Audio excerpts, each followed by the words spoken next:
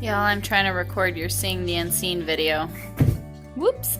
But I've got somebody over here jumping on the bed and singing. You're a little distracting, sweetheart. Can you? Yep, you gotta be quiet, okay? Because we gotta do Seeing the Unseen. It's day 16. 16.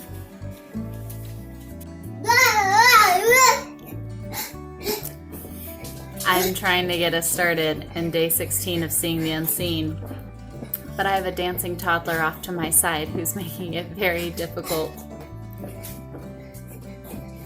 I don't know, this might just have to hopefully be a quick, not too terribly distracting Seeing the Unseen. So, I'll try one more time, hold on.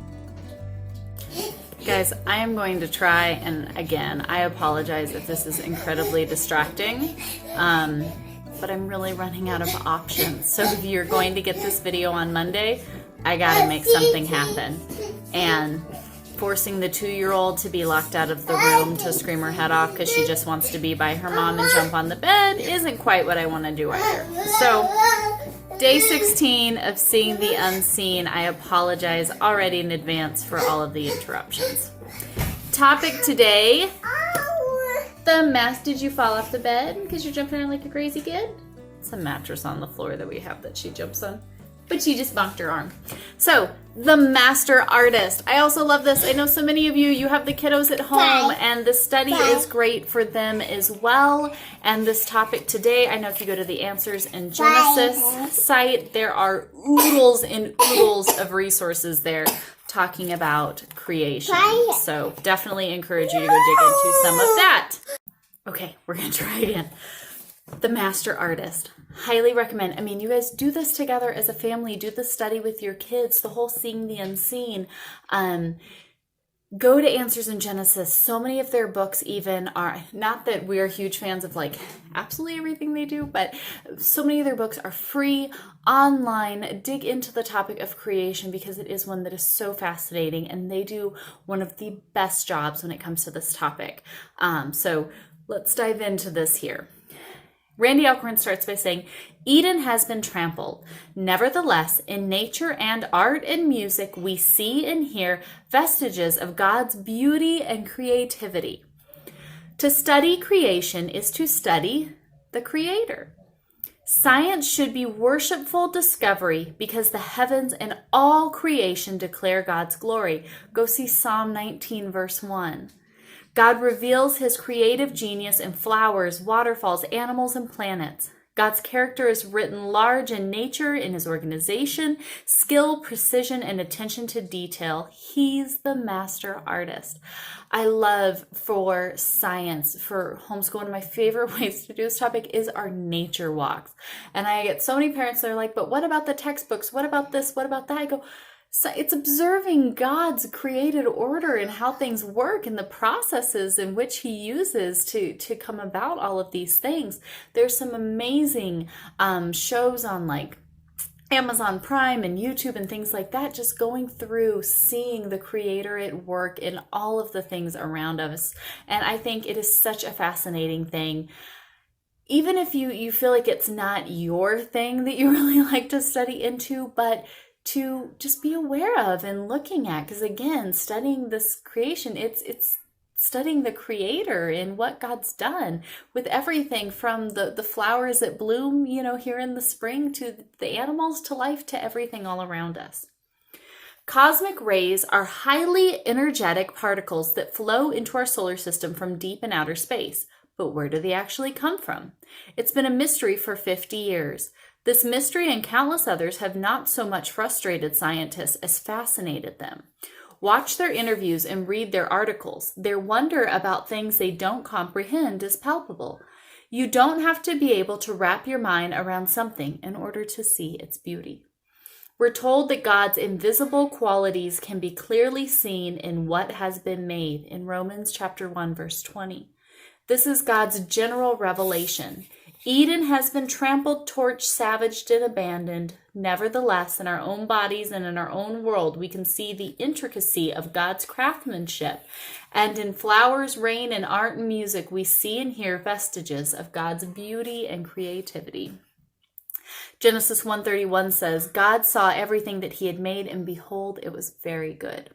Psalm 74 verses 16 through 17 said, yours is the day, yours is also the night.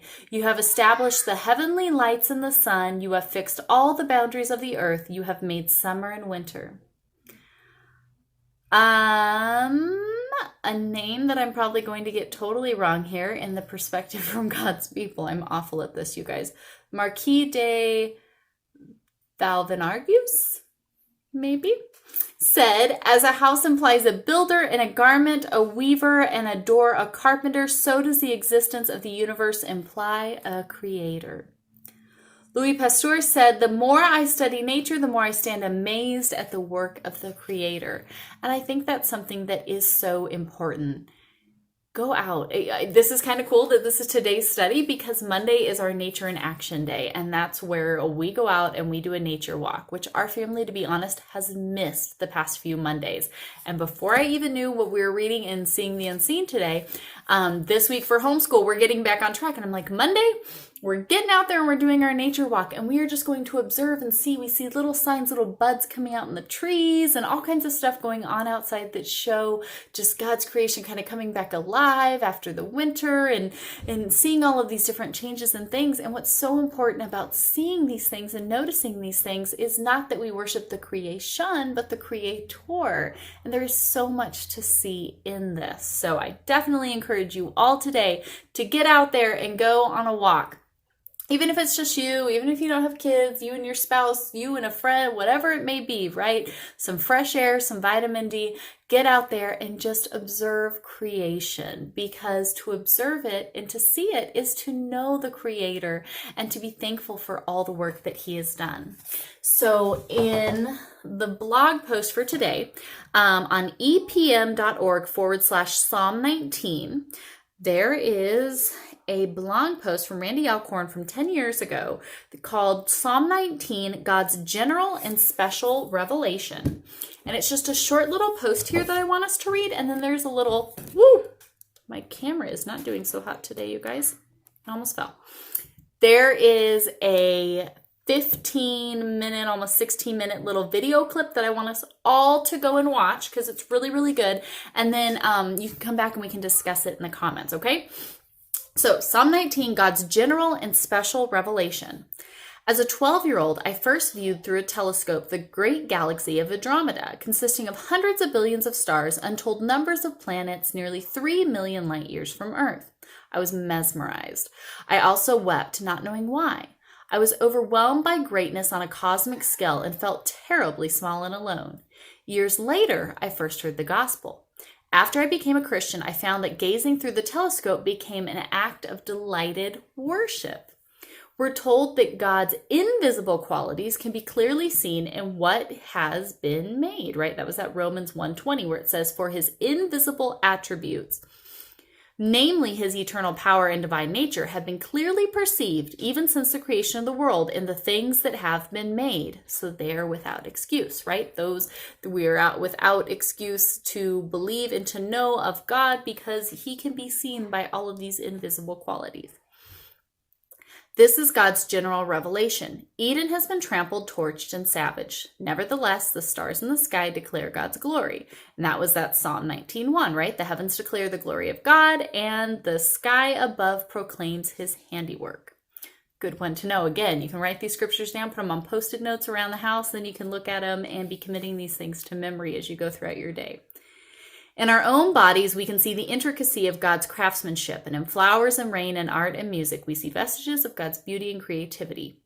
But God has also chosen to reveal himself to the world through his Son, Jesus Christ, and through his word, the Holy Bible. This is special revelation. J.I. Packer wrote in Knowing God, God has spoken to man, and the Bible is his word, given to us to make us wise unto salvation. So now let's go over, there is this little video that he did a while back. Like I said, it's under 16 minutes. Let's go and watch this. And then I definitely look forward to seeing what you guys have to say. You can leave your comments down below or in our Facebook group as we look at these things. I don't know. I think the whole topic of creation is one that is just so exciting to stop and to think about, because God's creation is so special. He looked at it and he saw that it was good.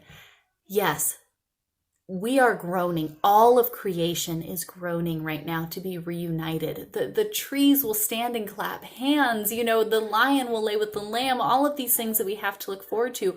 God's creation will not cease to exist at the end. There's a new heaven and a new earth where all of these created things, because again, God the Father is a creator. This is what he does. And these things will last for eternity, but they will last not under this curse that we currently find ourselves. But then we've even had people ask and they go, well, why would God let there be this horrible, pandemic, the coronavirus? Why would God let that happen? It's like, whoa, whoa, whoa, whoa.